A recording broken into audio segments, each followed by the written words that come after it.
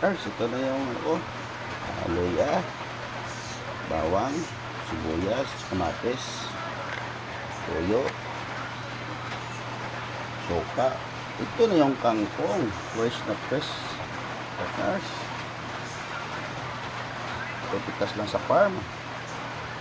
Mga ingredients ng mga partners. Ito na. Ito na yung mantika ko. Ang pinagprituan ng torta na hipon. Ito na lang gamitin ko mga partners. Pagpasan ko lang yung apoy. Yun.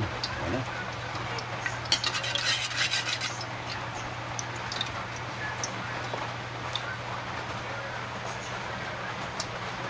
Garayin ko na yung bawang. Yung luya. Yung sibuyas. Kamatis na pesos. Ano? Kunting up and down lang. Yan yung pesos.